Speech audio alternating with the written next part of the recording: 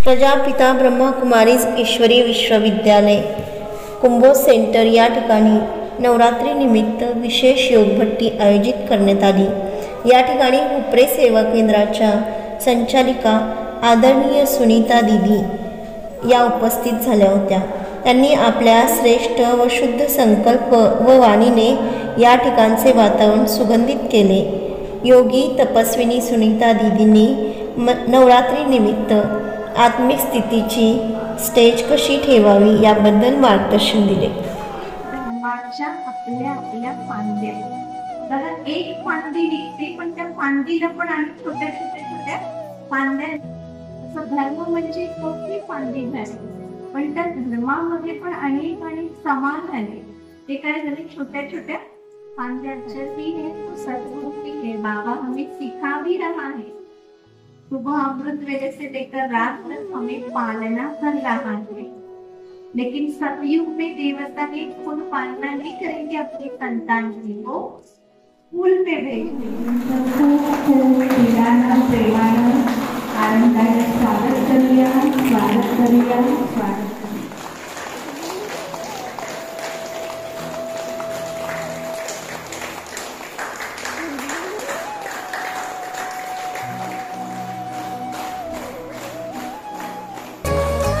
खातिर हमारे दूर से चल के जो आप आए,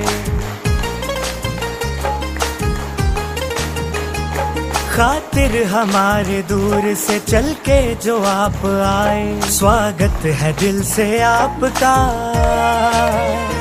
स्वागत है दिल से आपका, तशरीफ आप लाए, स्वागत है दिल से आपका, तशरीफ आप लाए, खातिर हमारे दूर से।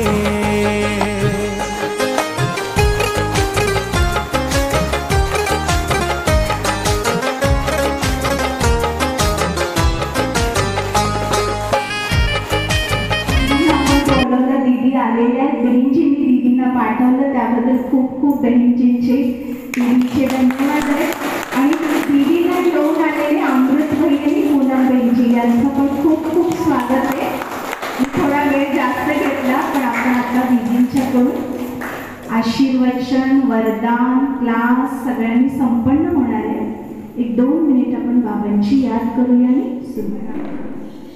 जवळजवळ 150-200 सेंटर्समध्ये आदरणीय दीदी अशा आहेत ज्यांना आम्ही सगळेजण दीदी म्हणतो।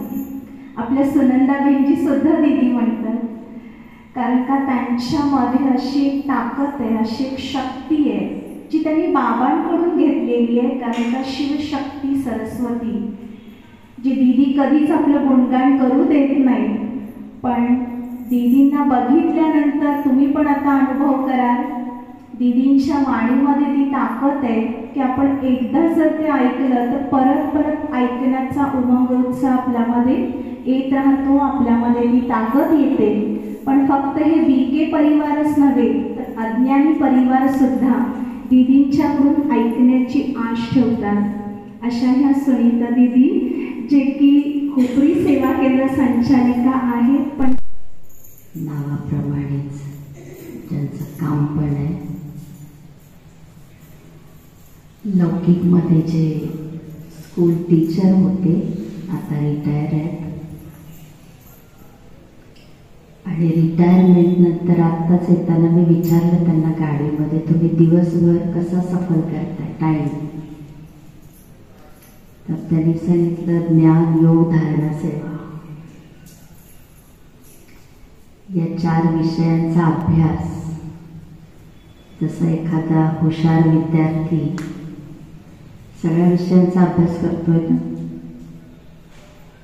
तसं त्यांनी हे नाही सांगितलं की मी ज्ञानयोग करतो,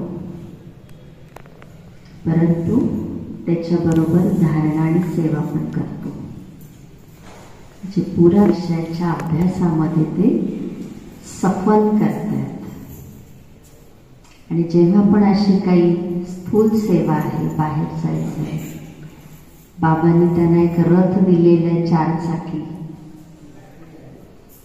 सेवेसाठी एव्हर रेडी, केव्हाही सांगा म्हणजे मी तयार आहे। तर अचानक आणि एव्हर रेडीच्या पण दोघे पण मॉर्निंग क्लास, सकाळचा जो मुरली क्लास आहे 6:30 पावणे 7ला मुरलीला पोहोचतात आणि 9 वाजेपर्यंत मुरलीनंतर पण पाऊण 1 तास अर्धा तास योग असतो. तर पुरा 9 पर्यंत योग करूनच मग दोघे आपली सीट सोडतात. बेस्ट सेवाधारी, बाबांची आणि बाबाच्या सेवेची लगन असलेले अमृतभाई आहेत आणि पूनम बहिणीची, ज्या खूप शांतीचा फरिश्ता म्हणूया आपण त्यांना. मी तर अशी आहे ज्याला बोलत नाही, पण बाई सांगत होते आता गाडीतून येताना माझ्यापेक्षा जादा ज्ञान यांच्याकडे द्यायचे, आणि या म्हणत होता माझ्यापेक्षा यांच्याकडे जादा आहे. मी म्हटलं पहिले आजचा लेसन तुमचा पक्का दिसतो दोघांचा, आणि दोघे पण एक से बढकर. तर मला वाटतं 2009 साली हा मोठा प्रोग्राम लागला होता कोल्हापूरमध्ये, शिवाजी स्टेडियम. तिथे दादी वगैरे आल्या होत्या मधुबनच्या. मग दादी आलेत म्हटल्यानंतर सगळे माउंट आबूवरून लोक आलेत म्हटल्यानंतर मी लगेच कुटुंबाला सगळ्यांना घेतलं आणि ऐकायला गेलो. ऐकायला गेल्यानंतर ज्ञान छान वाटलं. वातावरण बाबांचं ज्ञान घेतल्यापासून खूप छान झाले. शांती असते घरात. अनुभव पण आलेत. काही काही वेळेला मुलांच्या ॲडमिशनसाठी काहीतरी अडचण यायची, पण बाबाला सांगितल्यानंतर ते एकदम सुलभ व्हायचं.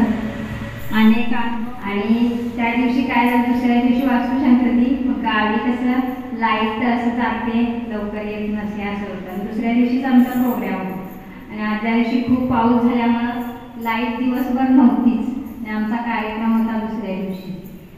मग आमची पाण्याचा किंवा प्रॉब्लेम असायचा गावी, त्यामुळे मी पण म्हणायची बाबांना आता आमचं प्रोग्राम तर ठरला आहे मोठा वास्तुशांतीचा आणि लाईट तर नाही आहे, मग पाणी त्याच्यामुळे येणार नव्हतं दिवसभर ना. आदल्या दिवशी ते पाणीवाल्याला पण सांगितलं होतं आम्ही आता पाणी भरायचं कसं. मग ते म्हटले होते की आमचं आहे काहीतरी आम्ही सोय करतो, पण लाईटच आली नाही. वास्तुशांतीच्या 9 वाजेपर्यंत सकाळी. आता खूप मोठा प्रॉब्लेम झाल्यासारखं वाटत होतं, पण बाबांना मी सारखं सांगितलं की बाबा काहीतरी याच्यातून हे मी काढा, आमची अडचण आहे आणि लाईट येऊ दे म्हणून. आणि त्यानंतर 9 वाजता लाईट आली दुसऱ्या दिवशी आणि मग आम्ही पाणी भरलं आणि त्याच्यानंतर मग दिवसभर कार्यक्रम चालू झाला. त्यावेळी बाबांचं खूप आभार मानलं. त्या दिवशी लाईट आली आणि मग आमचा कार्यक्रम पण छान झाला. असे बरेच अनुभव आले, बाबांना सांगितल्यानंतर ते सॉल्व्ह झाले. हो छान.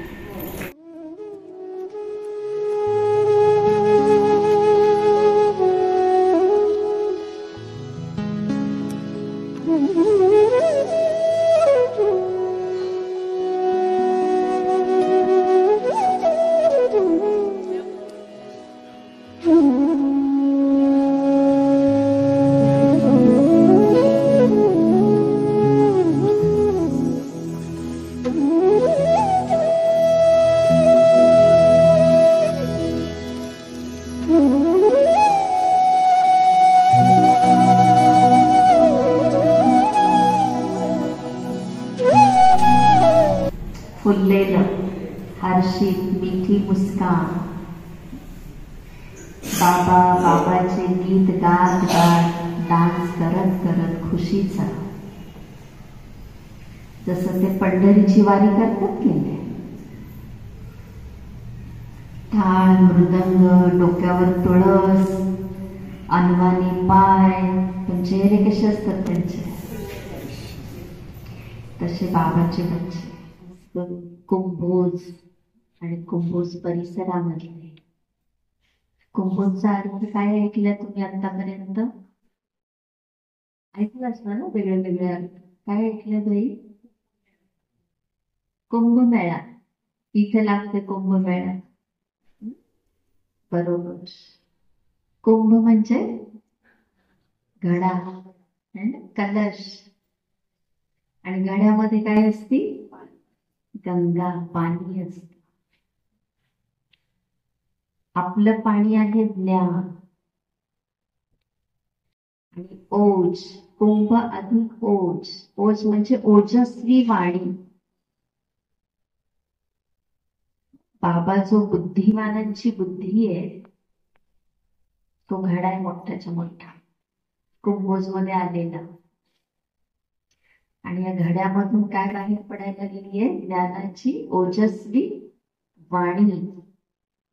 आणि अशी वाणी ऐकून सगळे कुंभोजकर काय व्हायला लागले? पावन व्हायला लागलेले. आणि खास करून तुम्हा सगळ्यांना जो विश्वशिल्पकार आहे, विश्व कलाकार आहे,